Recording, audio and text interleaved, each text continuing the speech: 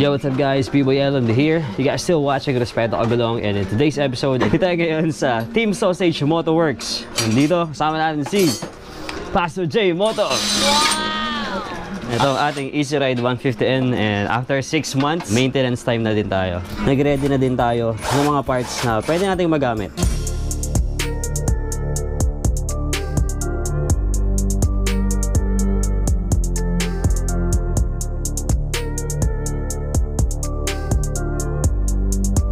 So, syempre unahin na natin, meron tayong dito ng genuine Bando belt, 835/20/30. I guess this is from Team Pasay. We also have XKD na racing clutch bell. Syempre, sa brake pad natin, pang XRM Trinity. This is para sa rear brake. Sniper 135 para sa front brake natin. Change oil na rin tayo, Motul scooter oil, just in case na kailanganin natin ng additional brake fluid. Itong gamit natin.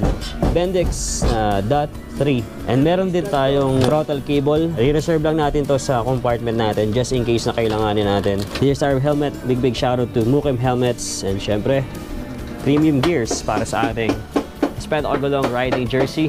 Big shout out Boss A sa Team Premium Gears. And yun, para sa mga agulong natin na naghahanap ng mga affordable na premium quality na riding jersey, spatan nyo lang guys ang Premium Gears. Ito ang ating Easy Ride 150N na almost 3 years na. 23,528 kilometers na rin tinakbo. And so far so good. Matakbo pa naman ng matino. Kala ko after 1 year sira na to eh. Sabi nila.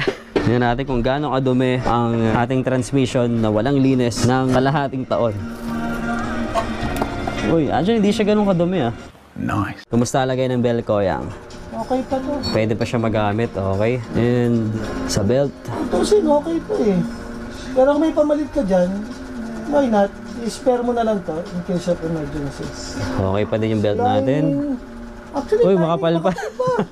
Nice ah. Goods pa to. Linis lang to. Natin yung flyball. Goods pa to. Next, abot pa to ng isang session na. Okay, ayos ah. So, since 6 months ko nga siya hindi napabuksan, I'm under the impression na kailangan siyang palitan. Mukhang in good condition pa naman yung CVT natin.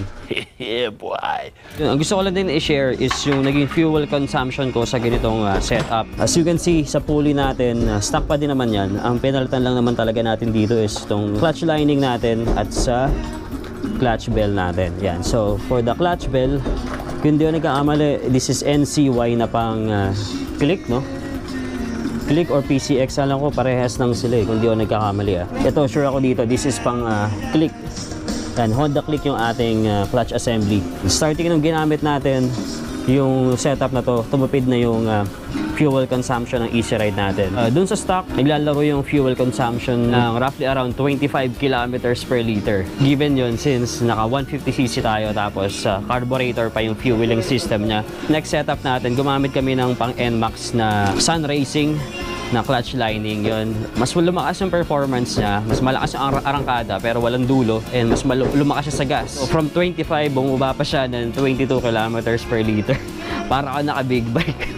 Nagpatuloy namin eksperimento sa CVT hanggang sa kinuha na namin tong NCY clutch bell na pang PCX and yung pang Honda Click na clutch assembly. Mas gumanda yung performance at the same time sa fuel consumption din. Better than stock siya pagdating sa arangkada. Sa fuel consumption naman, umaabot na siya ng 30 kilometers per liter.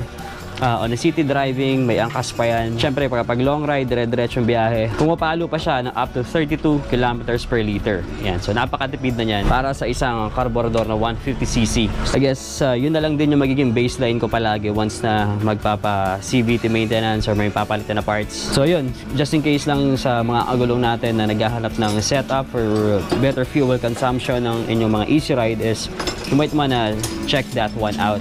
Yan, that's for Easy Ride 150N. Yung mga bago tayong parts na binili, testingin din muna natin kung ano yung magiging performance nito. Kasi ito, medyo mas mura siya.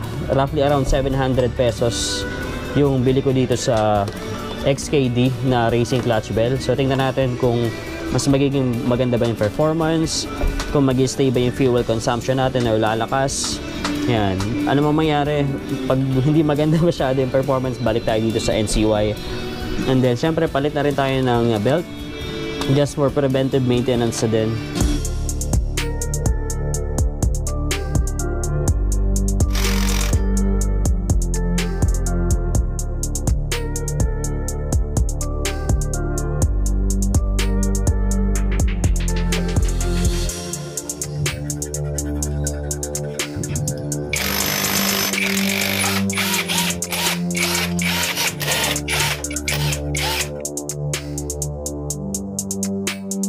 Okay, so yun, tapos na tayo sa CVT. Hindi na naman tayo sa brake.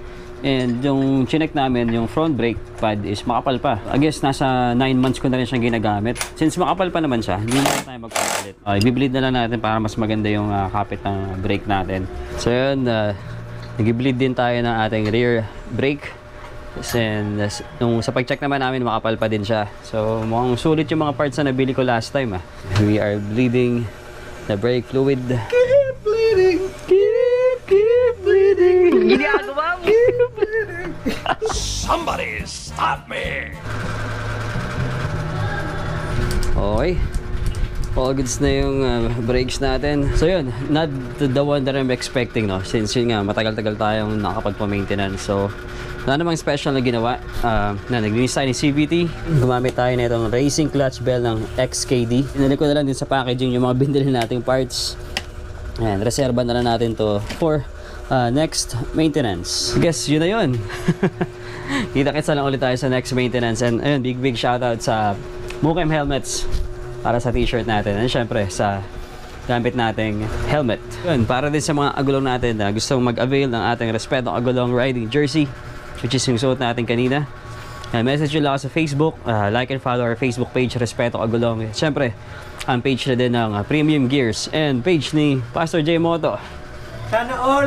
Yun. And subscribe sa YouTube channel naming dalawa. Mga ano lang, mapaslupang vlogger lang tayo. Yes, sir. I guess that should be it. B-Boy LMD here. You guys still watching Respeto Agulong. Always remember to be safe always and enjoy every ride. Bye for now, and I'll see you guys on the next one.